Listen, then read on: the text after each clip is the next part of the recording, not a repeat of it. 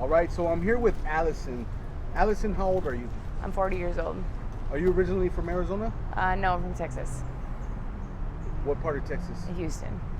And what brings you out here to Arizona? Family stuff at the time. I don't talk to them much anymore. Unfortunately, they all moved back home, and so I've stayed here ever since. So I've been here for 17 years. 17 years? Mm-hmm. And what's your current situation right now? Are you homeless?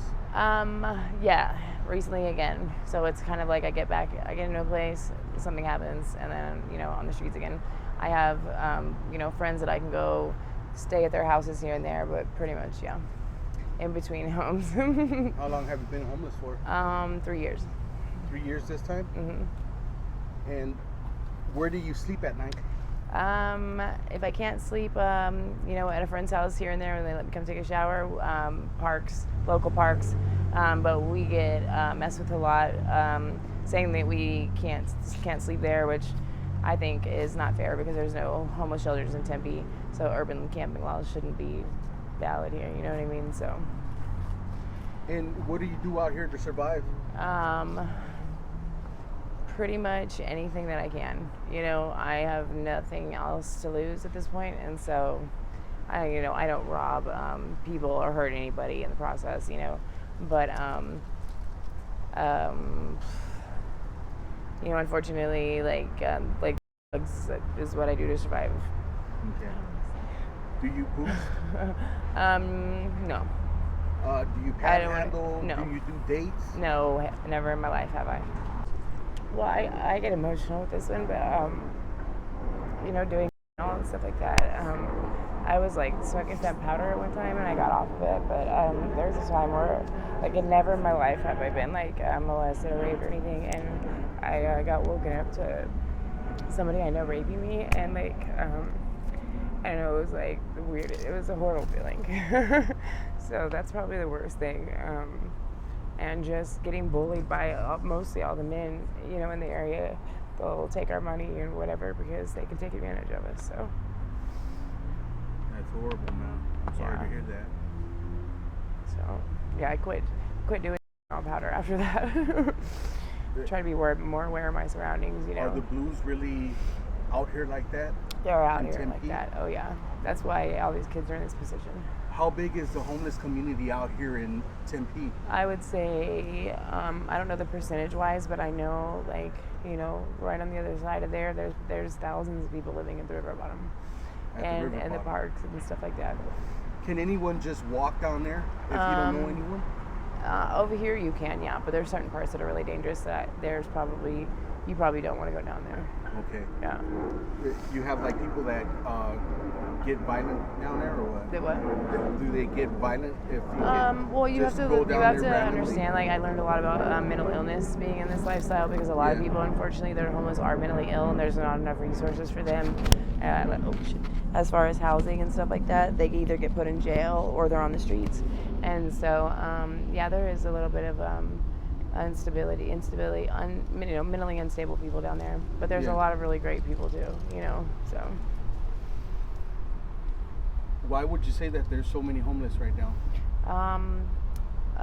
COVID kind of for me, I can just speak from my experience. COVID messed me up because I got unemployment money and I was living good for 2 years, and then when that ran out, I had lung cancer 5 years ago, and ever since then I haven't worked a tax-paying job, and having cancer and having a fentanyl pump, I unfortunately got addicted to that, and I was just self-medicating at home. They're cheap, and they're everywhere, and people that hustle out here to get their money, I would say 70% of them are doing it for those pills. So I would say 70%. I can't speak on that. I'm not. I don't know. Is it the majority of people out here? It's a majority, and there's the other side of the river bottom, north. They do not allow them over there. You're not allowed to have drugs like that on that side. Why is that? Is it because of the people that stay there? It's because of the people that stay there don't allow it. Okay. Yeah. So you have a different kind of part of the homelessness. They have their own almost government system, on that side. Do they have a hierarchy when you go down there? They do. Okay. Yeah.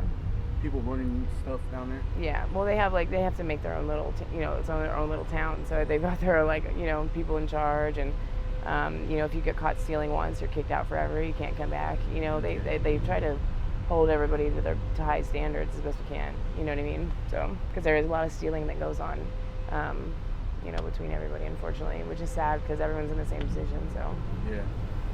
So I know you said that your family went back to Houston. So you don't have anyone left out here in Arizona? No family, no. Not blood-related family. I have some really good friends that I've picked as my family, but I don't have anybody. Do you still keep in contact with your family that went back to Houston? Yeah, my daughter just turned 18, and I get to talk to her all the time.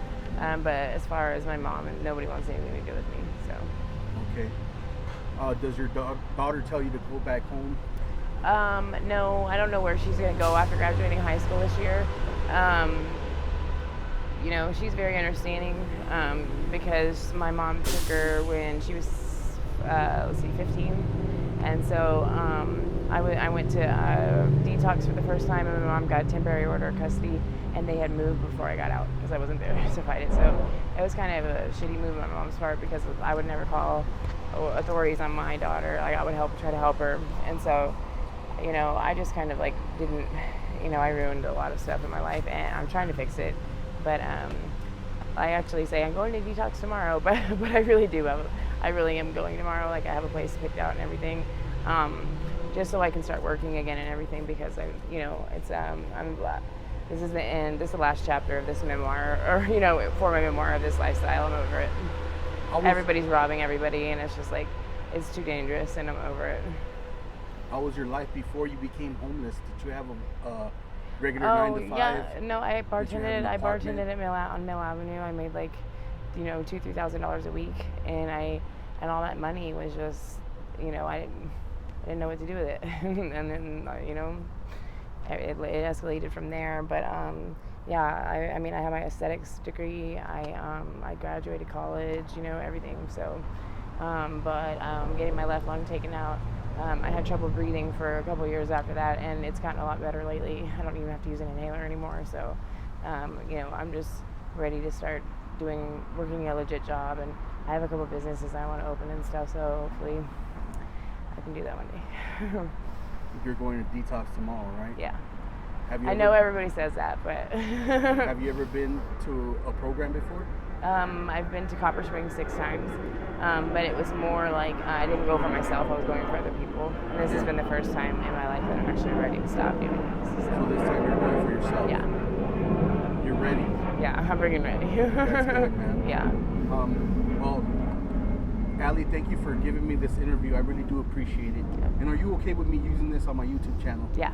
That's and fine. Just in case some of my subscribers want to reach out to you with any sort of help, donations, or any kind words or anything like that, do you have any social media, email, or anywhere where they can reach you? Yeah, I have my Facebook name, and I'm sorry, I'll change it soon, but it's Allie, Alli McPill, MCPIL.